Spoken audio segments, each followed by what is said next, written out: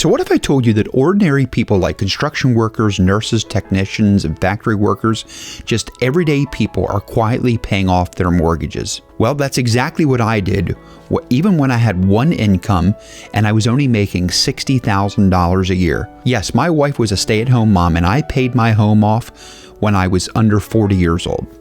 Well, if this sounds too good to be true, I want to tell you that it's not. Because I created a system that's proven and that allows you to organize your money in such a way that if you rebalance your finances, you can actually do some of the same results.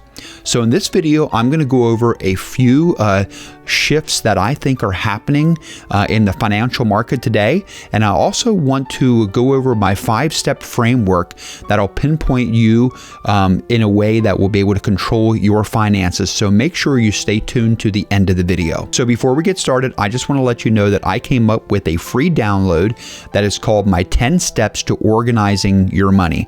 If you want to go ahead and get that download, just go ahead and comment, give me the guide in the description below, or I will let the link in the description of the video. So shift number 1 is that you need to go from reactive spending in your finances, which is like buying things that your friends have or the wants that you want, and maybe things that you can't afford, to going to what we call intentional spending. And a great example of this is my wife and I helped the couple identify areas of impulse spending in their budget.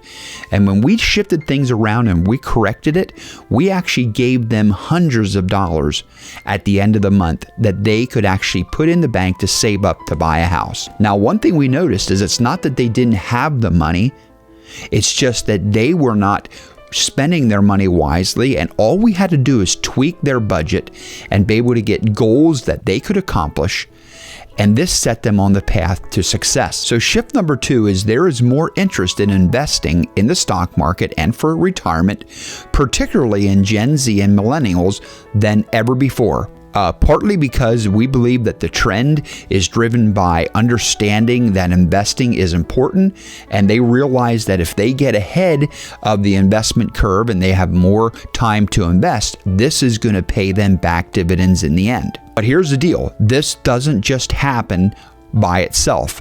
It is going to take a well-defined approach to your finances and learning to understand where you're spending too much money and what's costing you too much, so that you can shift that money into working for you and into investing. So later on in this video, I want to go ahead and I want to show you exactly the first place to start investing in yourself. Before we get there, let's go on to the third mindset shift that's happening.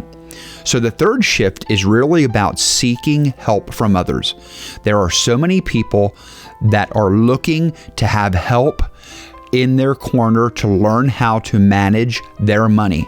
And this is where I can tell you that the transformation happens when you go ahead and talk to other people and think through it together. There is power in numbers. So go ahead and download my free 10-step guide to organize your money. All right, so let's get into the 5-point framework that will transform your finances. Step number 1 is that you need to take control of your finances. You are going to have to find out what your financial Achilles heel is. What I'm talking about is you're going to have to find areas in your lifestyle that you feel that you are spending a lot of money in. And you need to find out these areas that are stunting your financial growth. And if you don't know where you're spending your money, you need to go ahead and glance at your checkbook or your credit card statement and look for those areas of a high dollar value amount. Then what you need to do is you need to start thinking outside the box. How can I go and cut these expenses down? Maybe for you, it's going to be a high car payment. Maybe what you can do is you can sell your car and you can go and get a less expensive car and cut your payment in half. Or maybe you can sell your car and go ahead and buy a good used car and pay cash for it. And therefore, you will eliminate that car payment. And that money now can be put in your bank account for your goals. When it comes to your house, going back to the first place to invest is going to be paying off your mortgage. And what you want to do is go ahead and put a little extra payment on every month. Maybe what you can do is you can put like $100 on a month or $200 a month. It doesn't have to be a lot, but what happens is that will start chipping away at the overall size. Maybe for you, the right fit would be to downsize or right size your home. One thing you got to know that if you want real results, you may have to make short-term changes for long-term gains. Step number 2 is very, very important. Sit down and write out your financial blueprint of what you want your financial kind of house to look like. Think of it in the long term. Where do you want to be in 10 to 15 years? Then what you want to do is you want to start working backwards. An example of this was several years ago. I was looking down the road and I didn't want a mortgage. I was tired of spending money every month and paying a lot on interest. So what I did is I worked at fixing up my house and getting it market ready. And basically what I did is I sold it for another property down the road that was actually less expensive. And in that sale, I actually eliminated my mortgage. And what that did is that got me to start fresh. Now I actually had no mortgage and money to work with at the end of the month to put into my long-term goals. So step number 3 is to start having a mindset of saving cash. Remember, cash is king. Cash gives you the power to achieve what you set your mind to. It helps you weather financial storms.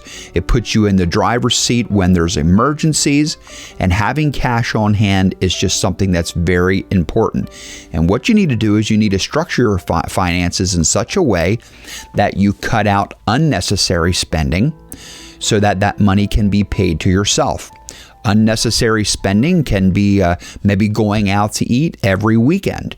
Maybe it's a place that you can cut back and go out to eat, once a week or once a month. One thing you need to do is you need to learn to run your finances like a business does. Start thinking of yourself as a business.